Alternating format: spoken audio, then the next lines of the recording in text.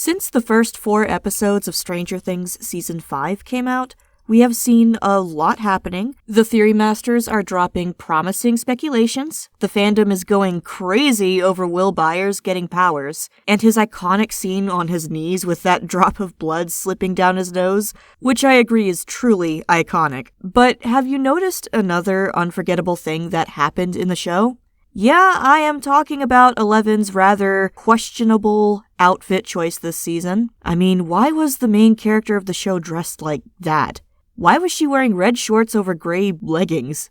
Was wearing 2 pants really that necessary? From a Gen Z perspective, it is impossible not to judge that outfit, but what if I say that outfit was actually meant to pay homage to specific pop culture references, and not just thrown together at random? Well, don't be surprised. It's not the first time the Duffer Brothers have pulled off something like this because, if anything, nothing with them is ever a coincidence. So without wasting a single second, let's get into analyzing why Eleven wore whatever she wore for Season 5. Eleven is basically in her training outfit for the whole first half of the show. She wears a gray cropped sweatshirt, matching sweatpants under eye-catching red shorts, and a bandana tied around her forehead. It's flexible for all the fighting, long jumps she has to do, but it does catch your attention and not in a good way, really. But things get interesting when you get to know the intent behind the outfit with trumps over the mobility aspect. As it turns out, it is actually inspired by Josh Brolin's character in The Goonies, and for your information,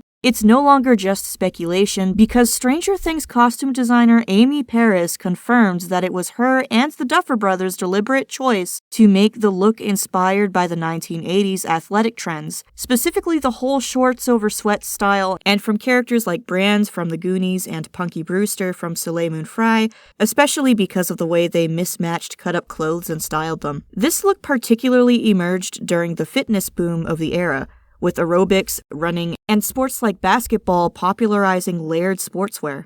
If you have to connect the dots, Brand was training for wrestling in the movie, and here, Eleven is also training, but for saving the world. I guess they thought when it comes to training wear, what could be a better option than Brand and paying homage to his character? The designer also mentioned how she knew it'd be divisive and could just smell the shorts over sweats comments from afar before it even dropped. But then Paris dug into old yearbooks and went through actual teen styles from the era, not just movies, to give authenticity to the outfit and times the reveal of the concept to Millie Bobby Brown super early. So there would be no backing out. Millie herself was hesitant at first and apparently questioned the outfit's look straight up. She even had second thoughts about how the fans might react, but once she saw it on camera, Millie was invested. The Duffer Brothers even reminded Paris to keep Eleven from getting too stylish in order to stay true to her awkward, not super fashion-obsessed roots, especially with no Max around to play stylist anymore. I mean, it was definitely a calculated risk for that apocalypse thrift energy, super practical for stunts, and cheap to source from Laird's gym basics. They also styled her in these layered sporty pieces and a bandana to visually plug Eleven back into that classic kids on an adventure movie vibe that the show constantly references. Moreover, the Duffer Brothers also wanted to keep the show authentic to the 80s, thus the outfit was the perfect choice. Given the context in which Season 5 is set, we know that the military has taken full control of Hawkins and put the whole town in quarantine after the Upside Down breach.